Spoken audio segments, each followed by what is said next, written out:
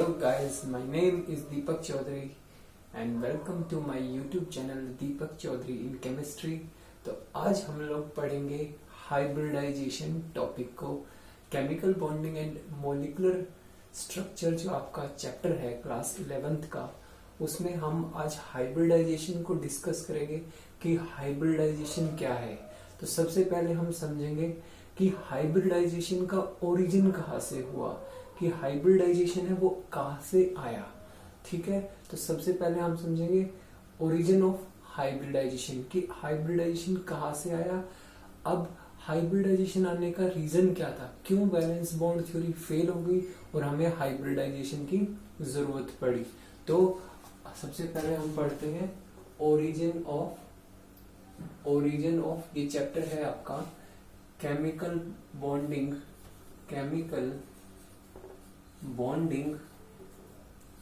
And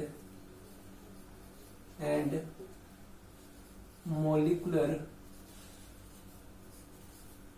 structure. ठीक है जी, ये चैप्टर में आज हम पढ़ने जा रहे हैं ओरिजिन ऑफ हाइब्रिडाइजेशन। ठीक है जी, ये टॉपिक रहेगा कि हाइब्रिडाइजेशन कहाँ से आया, क्यों वैलेंस बॉन्ड थ्योरी फेल हो गई तो हाइब्रिडाइजेशन की जरूरत पड़ी। तो इसको समझने के लिए आपको मैं एक स्टोरी सुनाता हूँ मीथेन मॉलिक्यूल की। तो मान लीजिए आपके पास क्या है, एक मीथेन मॉलिक्यूल है। मीथेन मतलब CH4। ठीक है जी, जब मैंने इसकी वैलेंस बॉन्ड थ्योरी स्टडी की तो अकॉर्डिंग टू वैलेंस बॉन्ड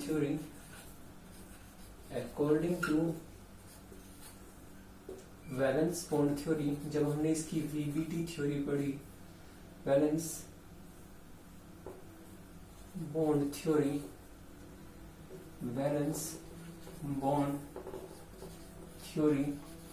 ठीक है जी, जब मैंने इसकी वैलेंस बॉन्ड थ्योरी पढ़ी तो वैलेंस का थोड़ा सही कर लीजिए आप। वैलेंस बॉन्ड थ्योरी को जब मैंने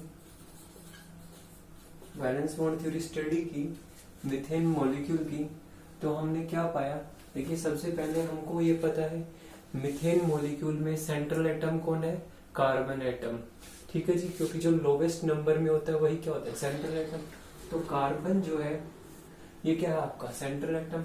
ठीक है जी, तो इसकी कॉन्फ़िगरेशन आपको पता है। ठीक है जी, 6 इसका एटॉमिक नंबर, कॉन्फ़िगरेशन क्या बनेगा 1s2 2s2 2p2, यही इसकी इलेक्ट्रॉनिक कॉन्फ़िगरेशन बनेगी। ठीक है जी, अब देखिए कार्बन की आप देखिए, जब वैलेंस बॉन्ड थ्योरी पढ़ेंगे तो आपको पता है वैलेंस बॉन्ड थ्योरी में सिर्फ आउटर मोस्ट इलेक्ट्रॉन ही यूज होते हैं। अब यहाँ पर आउटर मोस्ट शेल जो है वो कौन सी है, आपको पता है आउटर मोस्ट शेल जो है वो सेकंड है। ठीक है जी, तो यहाँ पर मैं जब ऑर्बिटल डायग्राम ड्रॉ करूंगा तो आपके पास एक 2s ऑर्बिटल है और आपको पता है p सब शेल में 3 ऑर्बिटल्स होते हैं। तो ये मैंने 3p, तो ये मेरे पास 2s ऑर्बिटल है और ये मेरे पास 3 मेरे पास 2p ऑर्बिटल्स हैं। ठीक है जी, 2s में मेरे पास 2 इलेक्ट्रॉन्स हैं जबकि 2p में मेरे पास 2 इलेक्ट्रॉन हैं। ठीक है जी, अब होगा क्या, क्योंकि जब कार्बन क्या करेगा, मीथेन मॉलिक्यूल को फॉर्म करेगा, तो इस कार्बन को क्या करना है, 4 हाइड्रोजन के साथ क्या करना है, सिग्मा बॉन्ड फॉर्म करना है। यही करना है, इन सब के साथ सिग्मा बॉन्ड फॉर्मेशन करनी है। ठीक है जी, अब वैलेंस बॉन्ड थ्योरी आपको क्या कहती थी, only half filled orbitals with opposite spin overlap. ठीक है, जो ऑर्बिटल्स जो कि हाफ फिल्ड होंगे और उनमें इलेक्ट्रॉन का स्पिन क्या होना चाहिए, अपोजिट, वही क्या करेंगे, ओवरलैप करेंगे। अब देखिए यहाँ पर हाफ फील्ड जो अगर आप देखो तो कितने ऑर्बिटल है, आपको पता है एक ऑर्बिटल ये हाफ फील्ड है, एक ऑर्बिटल ये हाफ फील्ड है, तो टोटल कितने ऑर्बिटल हुए, कार्बन के दो ही ऑर्बिटल्स हुए जो हाफ फील्ड है। तो ये 2 ही हाइड्रोजन के ऑर्बिटल्स के साथ ओवरलैप कर सकते हैं, तो दो के ही साथ फॉर्म होगा। अब दो के साथ तो हो नहीं पाएगा, क्योंकि इसके पास कितने हाफ फील्ड है, दो हाफ फील्ड है। अगर जितने हाफ फील्ड ऑर्बिटल्स होंगे उतने के साथ ही तो ओवरलैप करेंगे। यहाँ पे दो हाफ फील्ड है तो दो ही हाइड्रोजन के साथ सिग्मा बॉन्ड बना पाएगा। लेकिन हमें फॉर्म कितनों के साथ करना है, 4 हाइड्रोजन के साथ। तो to form 4 sigma bonds with hydrogen, carbon atom have to go in its first excited state।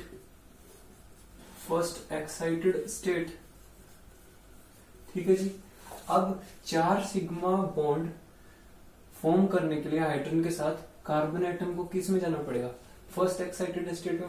अब फर्स्ट एक्साइटेड स्टेट में क्या होगा, जो s ऑर्बिटल है, ठीक है जी, इसका एक इलेक्ट्रॉन क्या करेगा, यहां से एक्साइट करके यहां चले जाएगा इस वाले ऑर्बिटल में जो कि खाली है।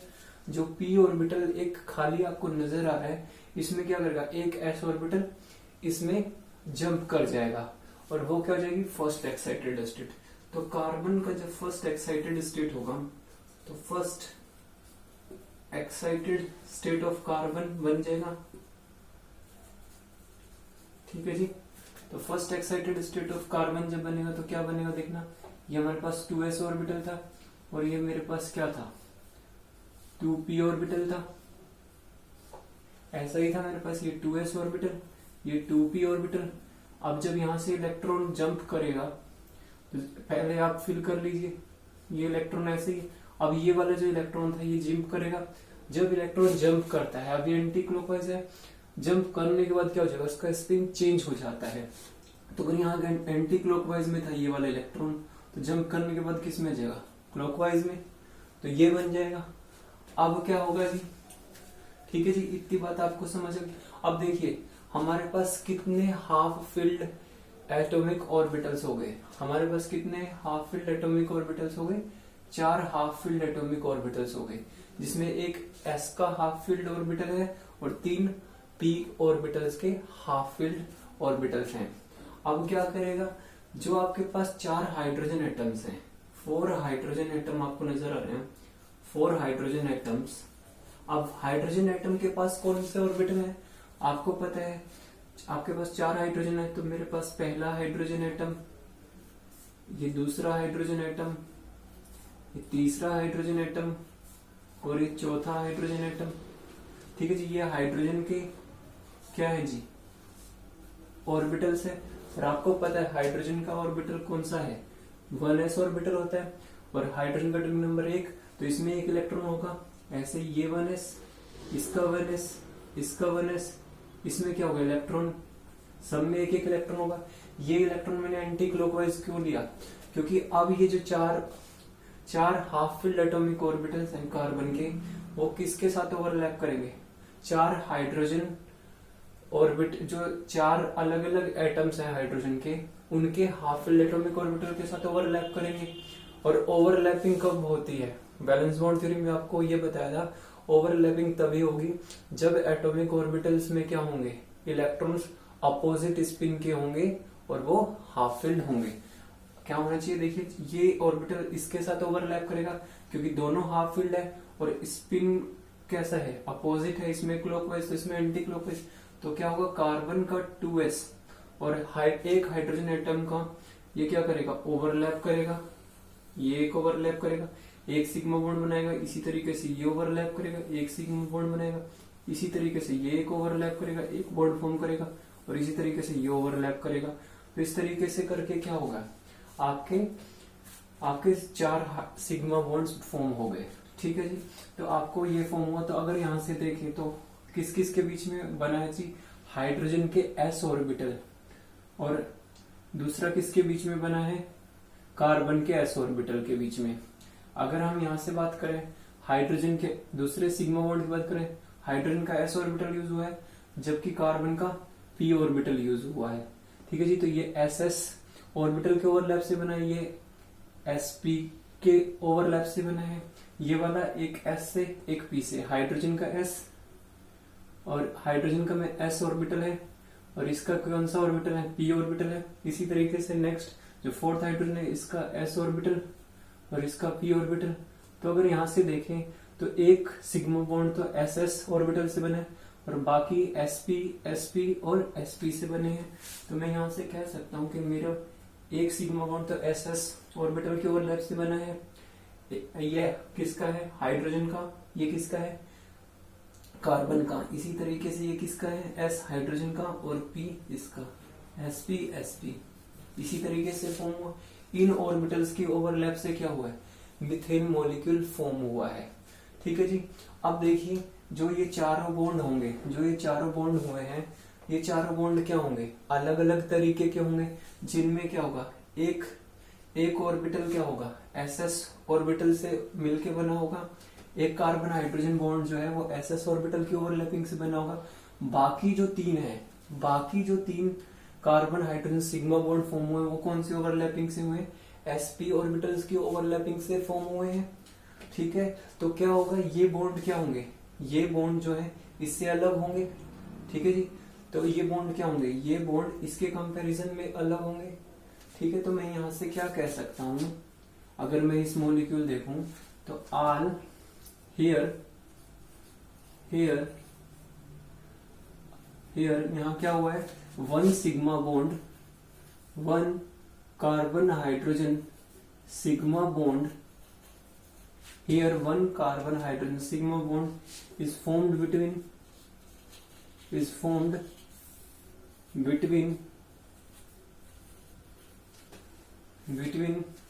ss orbitals and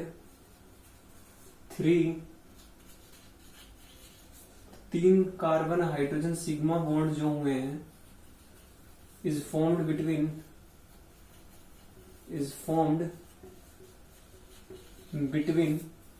sp orbitals overlap। ठीक है जी, यही हुआ है यहाँ पर। ठीक है, एक कार्बन हाइड्रोजन सिग्मा बॉन्ड जो है वो ss ऑर्बिटल के ओवरलैप से फॉर्म हुआ है और तीन जो है वो sp ऑर्बिटल्स की ओवरलैप से फॉर्म हुआ है। तो ये जो चारों बॉन्ड होंगे वो क्या होंगे, अलग अलग होंगे, जिनमें से क्या होगा, एक टाइप का होगा और तीन क्या होंगे, एक टाइप के होंगे। मतलब ये चारों बॉन्ड क्या होंगे, अलग अलग होने चाहिए। ठीक है जी, तो बैलेंस बॉन्ड अब क्या एक्सपेरिमेंटली क्या पाया गया, बट एक्सपेरिमेंटली ये चारों बॉन्ड क्या होने चाहिए, वैलेंस बॉन्ड थ्योरी के अकॉर्डिंग अलग अलग होने चाहिए, क्योंकि ये क्या हो गए, अलग अलग ऑर्बिटल से मिलके होने। भाई ये कार्बन हाइड्रोजन बॉन्ड जो है वो ss ऑर्बिटल के ओवरलैप से बने और ये तीनों ऑर्बिटल्स, ये तीनों carbon hydrogen bond sigma bond जो फॉर्म हुआ वो sp ऑर्बिटल्स के ओवरलैप हुए। तो क्या होगा, ये बॉन्ड इससे अलग होना चाहिए।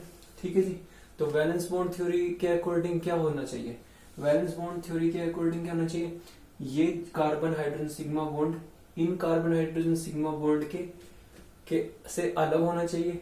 मतलब ये कार्बन हाइड्रोजन सिग्मा बॉन्ड क्या होना चाहिए, डिफरेंट होना चाहिए, क्योंकि ये ss से बना है और ये बाकी बचे हुए किससे बने हैं, sp ऑर्बिटल के ओवरलैप। तो ये बॉन्ड ये क्या होना चाहिए, ये सिग्मा बॉन्ड इन से अलग होना चाहिए। मतलब इसकी बॉन्ड लेंथ जो है इनके कंपैरिजन में क्या होनी चाहिए, अलग होनी चाहिए। बट एक्सपेरिमेंटली क्या मिला आपको, but experimentally it is found that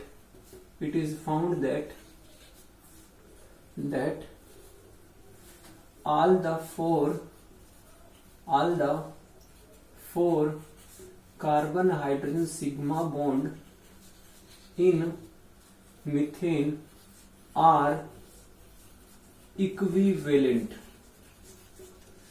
लेकिन ऐसा पाया गया एक्सपेरिमेंट से कि जो ये चारों कार्बन हाइड्रोजन सिग्मा बॉन्ड जो फॉर्म हुए हैं ये क्या है, इक्विवेलेंट है। मतलब चारों कैसे हैं, एक जैसे हैं। लेकिन वैलेंस बॉन्ड थ्योरी के अकॉर्डिंग क्या है, एक बॉन्ड क्या है, एक कार्बन हाइड्रोजन सिग्मा बॉन्ड क्या है, अलग है इन बाकी बचे हुए तीन से। लेकिन एक्सपेरिमेंटली क्या पाया कि ये चारों ही कार्बन हाइड्रोजन सिग्मा बॉन्ड जो है वो क्या है, इक्विवेलेंट है। That is they have same bond length and bond energy.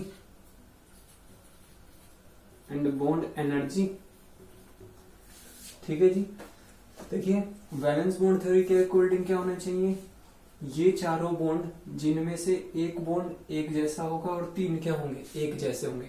मतलब ये अलग होने चाहिए, ये कार्बन हाइड्रोजन सिग्मा बॉन्ड क्या होगा, इनसे अलग होना चाहिए, ये इससे अलग होगा, ये तीनों एक जैसे और ये एक जैसा होना चाहिए। पर एक्सपेरिमेंट में पाया गया कि जो ये चारों कार्बन हाइड्रोजन सिग्मा बॉन्ड है ये क्या है, एक जैसे हैं। ठीक है जी, एक जैसे हैं मतलब क्या है, इनकी बॉन्ड लेंथ सेम है और बॉन्ड एनर्जी सेम है। लेकिन वैलेंस बॉन्ड थ्योरी क्या कह रही थी, ये चारों सेम नहीं हो सकते। तो यहाँ क्या हो गया, वैलेंस बॉन्ड थ्योरी फेल हो गई। वैलेंस बॉन्ड थ्योरी क्यों फेल हुई, क्योंकि वैलेंस बॉन्ड थ्योरी ये बता रही थी कि जो मीथेन मॉलिक्यूल है उसमें जो कार्बन हाइड्रोजन सिग्मा बॉन्ड है वो क्या है, डिफरेंट होने चाहिए। लेकिन एक्सपेरिमेंट क्या पाया गया कि जो कार्बन हाइड्रोजन सिग्मा बॉन्ड है मीथेन में वो कैसे है, इक्विवेलेंट है। मतलब उनकी चारों कार्बन हाइड्रोजन सिग्मा बॉन्ड की बॉन्ड लेंथ कैसी है, सेम है और उनकी एनर्जी भी क्या सेम है। तो इस चीज को एक्सप्लेन नहीं कर पाई वैलेंस बॉन्ड थ्योरी। तो इसलिए एक नए कॉन्सेप्ट की जरूरत पड़ी और जिसका नाम क्या था आपका, हाइब्रिडाइजेशन। अब ये हाइब्रिडाइजेशन क्या है, ठीक है जी। अब हाइब्रिडाइजेशन को समझते हैं कि हाइब्रिडाइजेशन क्या है। होपफुली आपको ये समझ आया कि हाइब्रिडाइजेशन की क्यों जरूरत पड़ी। तो हाइब्रिडाइजेशन की हमें इसलिए जरूरत पड़ी क्योंकि वैलेंस बॉन्ड थ्योरी जो थी वो मीथेन मॉलिक्यूल में ये कह रहा था कि जो कार्बन हाइड्रोजन सिग्मा बॉन्ड हैं वो चारों क्या हैं, अलग अलग हैं। लेकिन एक्सपेरिमेंटली क्या पाया गया कि जो आपके कार्बन हाइड्रोजन सिग्मा बॉन्ड है मीथेन मॉलिक्यूल में वो इक्विवेलेंट है। मतलब उनकी बॉन्ड एनर्जी और बॉन्ड लेंथ क्या है, सारे कार्बन हाइड्रोजन सिग्मा बॉन्ड की बराबर है। लेकिन वैलेंस बॉन्ड थ्योरी क्या करी थी, अलग है। तो यहाँ पर क्या हो गया, इस चीज को प्रूव नहीं कर पाई वैलेंस बॉन्ड थ्योरी। तो इसलिए एक नए कंसेप्ट की जरूरत पड़ी जिसका नाम था हाइब्रिडाइजेशन। अब समझते हैं कि हाइब्रिडाइजेशन क्या होता है।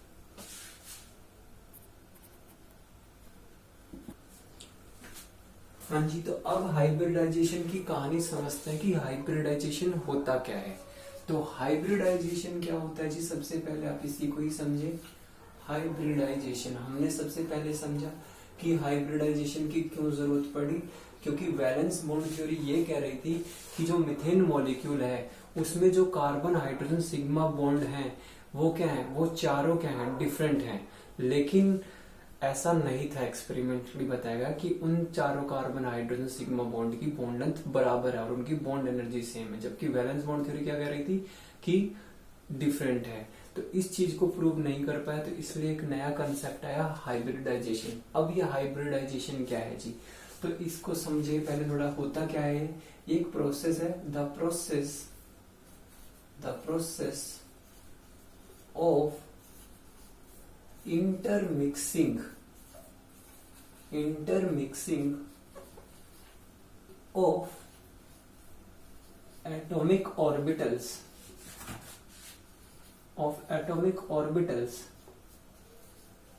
ठीक है जी। ये क्या होता है, ये प्रोसेस होता है किसका, इंटरमिक्स होने का, एटॉमिक ऑर्बिटल्स के इंटरमिक्स होने का एक प्रोसेस है। ठीक है, अब कौन से एटॉमिक ऑर्बिटल्स इंटरमिक्स होंगे, ऑफ सेम और नियरली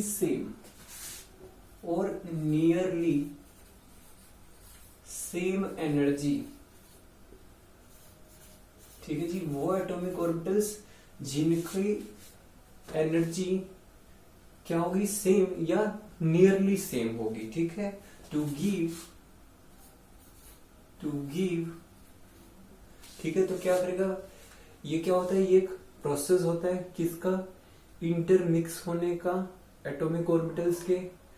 कौन से एटॉमिक ऑर्बिटल्स इंटरमिक्स होंगे, जिनकी एनर्जी सेम या नियरली सेम होगी। और मिक्स होके क्या देगा, to give new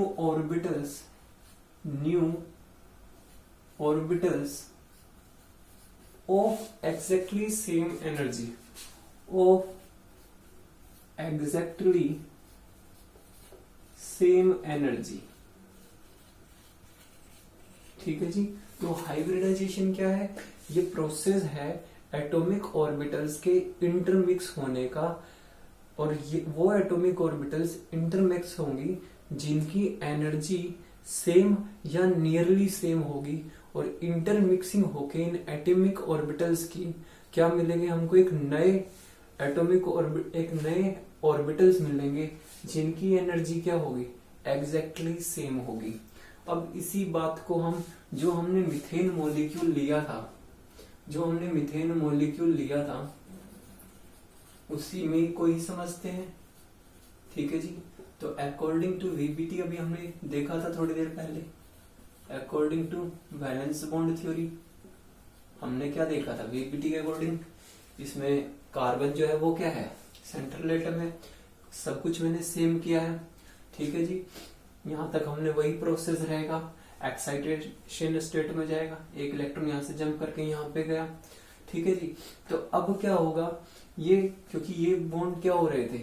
ये डिफरेंट हो रहे थे, एक जैसा था और 3 एक जैसे थे, मतलब चारों क्या थे? अलग अलग टाइप के थे, जिसमें एक सेम टाइप का, 3 सेम टाइप के। तो मतलब चारों सेम नहीं थे। इस चीज को प्रूव नहीं कर पाई थी वैलेंस बॉन्ड थ्योरी। तो चारों सेम होने के लिए क्या ये चारों बॉन्ड लेंथ क्या थी? जो चारों कार्बन हाइड्रोजन सिग्मा बॉन्ड है ये सारे सेम थे। इस चीज को कौन प्रूव करेगी? हाइब्रिडाइजेशन। तो ये कैसे आएगा? तो होगा क्या? पहले क्या होगा? कार्बन जो है पहले अपने फर्स्ट एक्साइटेशन स्टेट में जाएगा। इसके बाद क्या होगा? देखिए ये s ऑर्बिटल है, ये p ऑर्बिटल है। p ऑर्बिटल 3 होते हैं हमको पता है। ये भी p ऑर्बिटल है, ये भी p ऑर्बिटल है, ये भी p ऑर्बिटल है। px py p 3 ही तो है ये। ठीक है। तो अब क्या होगा इसके साथ? ठीक है, हमको पता है ये क्या करेंगे? ये इंटरमिक्स हो जाएंगे। ये एटॉमिक ऑर्बिटल्स हैं, सेंट्रल एटम के एटॉमिक ऑर्बिटल क्या करेंगे? इंटरमिक्स हो जाएंगे। इंटरमिक्स होंगे कौन से प्रोसेस से होंगे? हाइब्रिडाइजेशन से। हाइब्रिडाइजेशन प्रोसेस की हेल्प से क्या होंगे? जो ये एटॉमिक ऑर्बिटल्स हैं, जो 4 एटॉमिक ऑर्बिटल्स हैं, ये क्या होंगे? इंटरमिक्स होंगे और क्या देंगे? नए एटॉमिक ऑर्बिटल्स देंगे। अब देखिए, और नए एटॉमिक ऑर्बिटल देंगे। अब देखिए कितने एटॉमिक ऑर्बिटल्स जो है वो कंबाइन हो रहे हैं। तो आप देख सकते हैं 1 2 3 4 एटॉमिक ऑर्बिटल्स कंबाइन हुए हैं। ठीक है। और इनकी एनर्जी क्या है? देखिए ये 2s का ऑर्बिटल का था, ये भी 2p का था, ये भी। ठीक है जी। तो क्या हो गया? देखिए इन सब की एनर्जी तो क्या है? सेम है। ठीक है जी। भाई p ऑर्बिटल है, px py pz की क्या होगी? एनर्जी सेम होगी। और इसकी क्या है? क्योंकि ये दोनों क्या है? सेम सेल से बिलोंग कर रहे हैं, तो इनकी एनर्जी, इन दोनों की एनर्जी क्या है? Nearly same. और इनकी क्या है? Exactly same. इन सब की तो क्या है? इन 3 p ऑर्बिटल्स की एग्जैक्टली सेम एनर्जी है, और इसकी क्या है? Nearly same. तो ये क्या हो जाएंगे? ये इंटरमिक्स हो जाएंगे। अब कितने एटॉमिक ऑर्बिटल्स इंटरमिक्स हुए हैं? आपको नजर आ रहा है 4 एटॉमिक ऑर्बिटल्स इंटरमिक्स हुए हैं। तो कितने नए ऑर्बिटल्स फॉर्म होंगे? भाई 4 एटॉमिक ऑर्बिटल्स इंटरमिक्स हुए हैं तो 4 ही नए ऑर्बिटल्स फॉर्म होंगे। और उन चारों एटॉमिक ऑर्बिटल्स, और जो नए ऑर्बिटल्स फॉर्म होंगे उनकी एनर्जी भी क्या होगी? एग्जैक्टली सेम होगी। यही मैंने लिखा था, the process of intermixing of atomic orbitals of same और nearly same energy to give new orbitals of exactly same energy. अब देखिए यहां पर क्या है? ये क्यों इंटरमिक्स हो रहे हैं? क्योंकि देखिए इन तीनों की तो क्या है? एग्जैक्टली सेम एनर्जी है, और इसकी क्या है? नियरली सेम है। नियरली सेम क्यों है? क्योंकि ये सेम सेल से बिलोंग कर, ये भी 2 सेल में है, ये भी 2 सेल में है। ऐसा नहीं हो सकता कि ये 3p किससे कंबाइन कर जाए? 2 मान लीजिए कि 3p से कंबाइन नहीं कर सकता 2p, क्योंकि वो अलग सेल में हो जाएगा, तो उसकी एनर्जी क्या है? ज्यादा है। ठीक है जी। तो ये इनकी क्या है? इनकी एग्जैक्टली सेम है, और इसकी इसके कंपैरिजन में क्या? Nearly same. तो ये क्या हो जाएंगे? इंटरमिक्स हो जाएंगे। इंटरमिक्स हो जाए होने के बाद ये क्या होंगे? नए ऑर्बिटल्स फॉर्म करेंगे। अब 4 एटॉमिक ऑर्बिटल्स ने क्या किया? इंटरमिक्स। तो कितने नए ऑर्बिटल्स फॉर्म होंगे, 4 ही बनेंगे भाई। 4 एटॉमिक ऑर्बिटल्स अगर इंटरमिक्स हुए हैं तो 4 ही नए ऑर्बिटल्स फॉर्म होंगे। तो 4 नए एटॉमिक ऑर्बिटल्स, 4 जो होंगे आपके 1 2 3 4, ठीक है जी। 4 हमारे क्या हो गए, 4 एटॉमिक ऑर्बिटल्स इंटरमिक्स हुए तो 4 ही क्या हुए, नए ऑर्बिटल्स ऑब्टेन हुए। अब जिनका नाम क्या होगा, देखिए कितने कितने ऑर्बिटल से मिलके बना है, एक s ऑर्बिटल और 3 p ऑर्बिटल से। तो नाम क्या होगा जो नए एटॉमिक ऑर्बिटल्स होंगे, इसका क्या नाम होगा, sp3। sp3 क्यों, क्योंकि ये एक s और 3 p ऑर्बिटल से बना है, इसलिए इसका नाम क्या होगा, sp3। इसका भी नाम क्या होगा, sp3। इसका नाम भी क्या होगा, sp3। इसका नाम भी क्या होगा, sp3। ठीक है जी। ये क्या थे, एटॉमिक ऑर्बिटल्स। ये क्या थे आपके, एटॉमिक ऑर्बिटल्स। ठीक है जी, ये आपके क्या थे, एटॉमिक ऑर्बिटल्स। और जब इंटरमिक्स हुए हैं, कौन सी प्रोसेस की हेल्प से, हाइब्रिडाइजेशन प्रोसेस से। तो जितने एटॉमिक ऑर्बिटल्स इंटरमिक्स होंगे उतने ही नए ऑर्बिटल्स ऑब्टेन होंगे और जिनकी एनर्जी भी क्या होगी, सेम होगी। तो इन चारों ऑर्बिटल्स की एनर्जी भी क्या होगी, सेम होगी। अब जो हमें ऑर्बिटल्स हाइब्रिडाइजेशन प्रोसेस की हेल्प से मिला है, उन ऑर्बिटल्स को बोलते हैं हाइब्रिड ऑर्बिटल्स। हाइब्रिड ऑर्बिटल्स, ठीक है जी, ये हाइब्रिड ऑर्बिटल्स हो गया आपका। ठीक है, तो इनका नाम sp3 क्यों हुआ, क्योंकि एक s और 3 p ऑर्बिटल्स से हुए। जितने एटॉमिक ऑर्बिटल्स इंटरमिक्स होंगे उतने ही नए ऑर्बिटल्स ऑब्टेन होंगे, ये बात आप ध्यान रखेंगे। ठीक है जी। तो क्या हुआ, ये हमारे क्या हो गए, sp और इलेक्ट्रॉन सेम का सेम रहेगा जैसे इनमें था, ये मैंने इलेक्ट्रॉन कर दिया। ठीक है जी। तो इसका अब क्या था हमारे पास, 4 हाइड्रोजन एटम है हमारे पास, 4 हाइड्रोजन एटम है। चारों हाइड्रोजन एटम के पास क्या है, 1s है, इसके पास भी 1s है, इसके पास भी 1s है। 4 हाइड्रोजन एटम है, इसके पास भी 1s है। चारों हाइड्रोजन के पास क्या है, 4 हाइड्रोजन एटम है हमारे पास। तो चारों हाइड्रोजन एटम के पास क्या है, एक हाइड्रोजन के पास 1s, दूसरे हाइड्रोजन के पास, तीसरे हाइड्रोजन, हमको पता है हाइड्रोजन की configuration 1s1 1s1 1s1 1s1। Electron आप समझ ही रहे हैं क्यों मैंने इसका अपोजिट स्पिन में लिया है, ताकि ये दोनों ऑर्बिटल क्या करें, हाफ फिल्ड होके ओवरलैप करें। अब क्या होगा, ये कार्बन के हाइब्रिड ऑर्बिटल्स हैं, ये कार्बन के हाइब्रिड ऑर्बिटल्स हैं, ये कार्बन के हाइब्रिड ऑर्बिटल्स हैं। ठीक है जी, जो कैसे मिले हैं आपको, इंटरमिक्सिंग होने के बाद मिले हैं। ठीक है, ये 4 हाइड्रोजन एटम्स के ऑर्बिटल्स हैं और ये क्या करेंगे, आप इसके साथ ओवरलैप कर लेंगे। तो ये इसके साथ एक carbon hydrogen sigma bond form करेगा, इसी तरीके से ये वाला भी फॉर्म कर लेगा, ये भी फॉर्म करेगा और ये भी फॉर्म करेगा। तो देखिए जब यहाँ पर हुआ तो आपको क्या मिला, हाइड्रोजन का S। ठीक है जी, तो हुआ क्या, हाइड्रोजन का S और आप कह सकते हैं कार्बन का sp3 और S, इसका भी क्या होगा sp3s, इसका भी क्या होगा sp3s और इसका भी क्या होगा sp3s। अब देखिए चारों कार्बन हाइड्रोजन सिग्मा बॉन्ड जो है वो sp3 sp3s sp3s sp3s same atomic orbital से सेम ऑर्बिटल से ही क्या हुआ है, फॉर्म हुआ है। तो बॉन्ड लेंथ भी क्या होगी, चारों की सेम होगी। यही हाइब्रिडाइजेशन ने प्रूव किया, जो कि बैलेंस बॉन्ड थ्योरी प्रूव नहीं कर पा रही थी, क्योंकि सारे जो ये फॉर्म हुए हैं अगर आप देखें तो ये किससे फॉर्म हुए, अगर आप देखो तो देखिए ये किससे हुआ है, हाइड्रोजन का S यूज हुआ है, हाइड्रोजन का S और इसका sp3 यूज हुआ है। इसी तरीके से अगर मैं यहाँ की बात करूं तो इसका sp3 यूज हुआ है, कार्बन का sp3 यूज हुआ है, इसका S यूज हुआ है। इसी तरीके से कार्बन का sp3 यूज हुआ है, इसका S। इधर से देखें तो कार्बन का sp3 और इसका S। तो सारे बॉन्ड जो है वो किससे बने हैं, sp3s हाइब्रिड ऑर्बिटल और हाइड्रोजन का S ऑर्बिटल से ही मिलके बने हैं। तो सारे बॉन्ड जो है सेम ऑर्बिटल से बने हैं तो क्या होगी, सेम ही बॉन्ड लेंथ होगी। ठीक है जी, सेम ही क्या होगी, बॉन्ड एनर्जी होगी। तो ये बात जो है हाइब्रिडाइजेशन ने प्रूव की। तो हाइब्रिडाइजेशन में आपको समझ आया कि हाइब्रिडाइजेशन क्या होता है। हाइब्रिडाइजेशन आपको ये समझ आया कि जितने एटॉमिक ऑर्बिटल्स इंटरमिक्स होंगे, जिनकी एनर्जी सेम या नियरली सेम होंगे, इंटरमिक्स होके नए ऑर्बिटल्स फॉर्म करेंगे जिनका नाम हाइब्रिड ऑर्बिटल्स होगा। और वो भी उतने ही फॉर्म होंगे जितने ऑर्बिटल्स क्या होंगे, जितने एटॉमिक ऑर्बिटल्स इंटरमिक्स होंगे। ठीक है जी।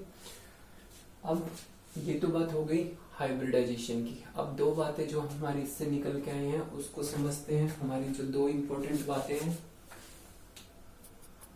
हाँ जी, तो पहली बात आप नोट करें, साथ साथ नोट्स में लिखते चले जाए। हाइब्रिडाइजेशन से हमें क्या पता चला, नोट फर्स्ट पॉइंट आप डालेंगे। फर्स्ट पॉइंट आप क्या लिखेंगे, the number of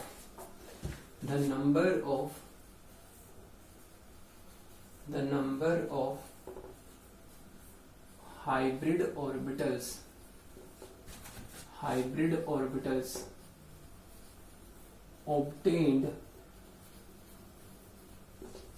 after intermixing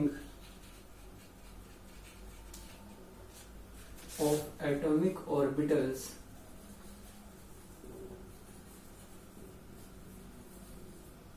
the number of hybrid orbitals obtained after intermixing of atomic orbital is equal to the number of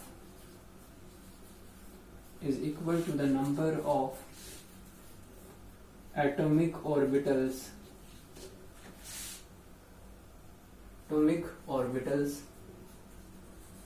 intermix। ठीक है जी।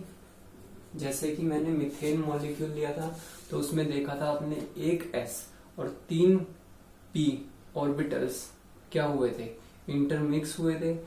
ठीक है, मिक्स कौन से हुए थे, जिनकी एनर्जी, जिन एटॉमिक ऑर्बिटल्स की एनर्जी सेम या नियरली सेम थी।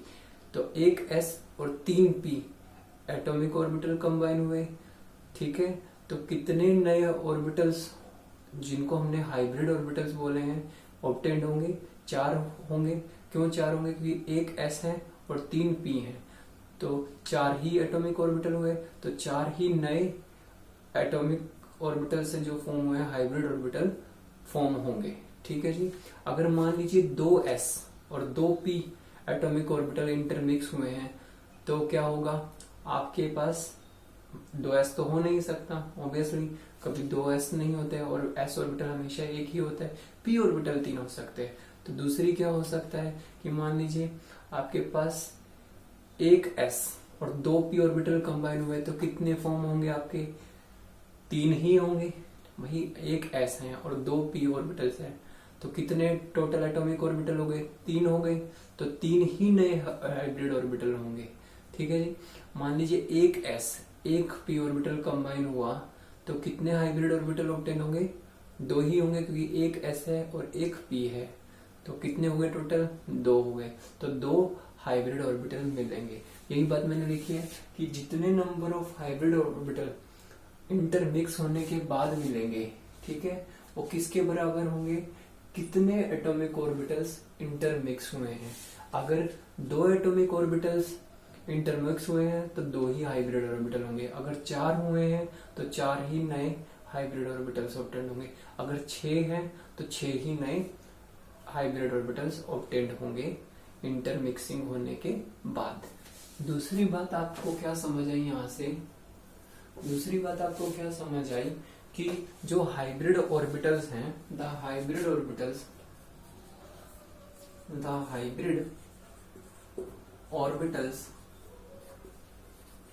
obtained after intermixing of atomic orbitals, जो हाइब्रिड ऑर्बिटल्स ऑब्टेन्ड होंगे इंटरमिक्सिंग होने के बाद, एटॉमिक ऑर्बिटल्स के इंटरमिक्सिंग होने के बाद उनकी एनर्जी क्या होती है, सेम होती है। orbitals have same energy,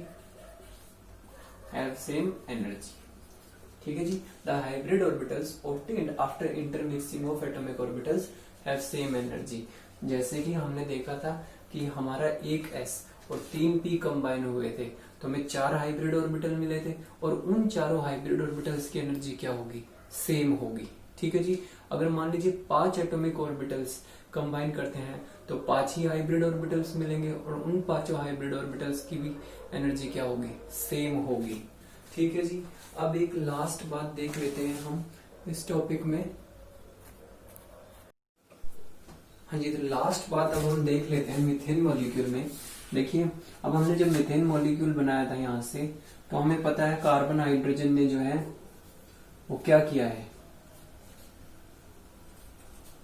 इसके साथ सिग्मा बॉन्ड फॉर्म किया है, ठीक है। अब ये ऐसा क्यों बना है वो देखेंगे। पहले देखिए, हमने देखा था कार्बन का sp3 हाइब्रिड ऑर्बिटल, कार्बन का sp3 हाइब्रिड ऑर्बिटल इसके s के साथ कंबाइन करता है। इसी तरीके से कार्बन का sp3s इसके s, कार्बन का sp3 इसके s, इसी तरीके से इसका sp3 इसके s से करता है, ठीक है जी। तो sp3 जो था वो sp3 को भी ऐसा बनाते हैं हम, ठीक है जी। ये इसके हैं हाइब्रिड ऑर्बिटल, ये sp3, ये क्या करेगा, हाइड्रोजन के s से ओवरलैप करेगा, इसी तरीके का फॉर्म होगा, ठीक है। तो ये क्या होगा जी, ये हाइब्रिड ऑर्बिटल थे सेंट्रल एटम के, ये क्या करेंगे, स्पेस में ट्राई करेंगे एक दूसरे से दूर रहने की। क्यों? क्योंकि जो ये हाइब्रिड ऑर्बिटल्स हैं इनके अंदर क्या है, इलेक्ट्रॉन्स हैं, और इलेक्ट्रॉन क्या करेंगे, एक दूसरे को रिपेल करेंगे। तो थर्ड बात आप ये लिखेंगे कि इन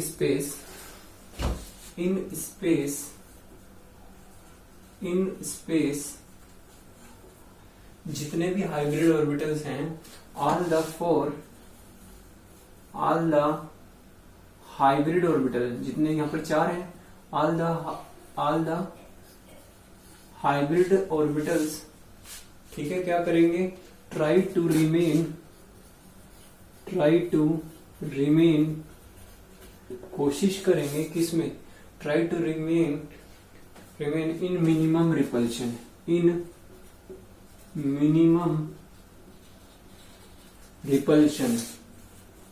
क्योंकि आपको पता है ऑर्बिटल में क्या होते हैं, इलेक्ट्रॉन होते हैं, और इलेक्ट्रॉन क्या चाहेगा, एक दूसरे से दूर रहे।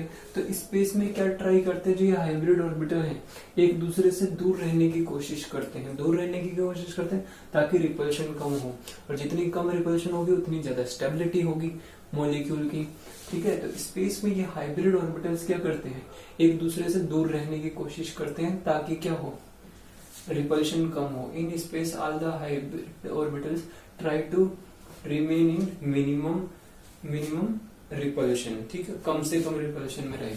अगर दूर दूर रहेंगे तो क्या होगी, एक नई ज्योमेट्री फॉर्म होगी। तो हम कह सकते हैं hence hybridization is responsible for geometry. अब हमको पता है जो मीथेन मॉलिक्यूल है वो टेट्राहेड्रल होता है, ठीक है, ज्योमेट्री जो है इसकी जो है वो टेट्राहेड्रल होती है। तो इसको किसने बताया, हाइब्रिडाइजेशन ने, ठीक है जी। तो ये हाइब्रिडाइजेशन की बात खत्म हुई कि हाइब्रिडाइजेशन क्या है। अब इसकी थ्योरी क्या है हाइब्रिडाइजेशन में, हमने जो पूरा इसका सम करेंगे एक नेक्स्ट वीडियो में, क्योंकि वीडियो बहुत ज्यादा लंबा हो जाता है। तो अगर आपको हाइब्रिडाइजेशन कंसेप्ट समझ आया है मेरे इस वीडियो से, किसी भी तरीके को आपको हेल्प हुई हो, तो प्लीज आप लोग मेरे चैनल को जरूर सब्सक्राइब करें, लाइक करें, शेयर करें। और नेक्स्ट क्लास में मैं आपके लिए थ्योरी क्या है हाइब्रिडाइजेशन के, कैसे कैसे टाइप्स की हाइब्रिडाइजेशन होती है, किसी मॉलिक्यूल में हाइब्रिडाइजेशन कैसे निकालेंगे, इसको लेके आऊंगा। तब तक के लिए प्लीज आप लोग लाइक, शेयर एंड सब्सक्राइब जरूर करें। मिलते हैं नेक्स्ट वीडियो में। Thank you so much.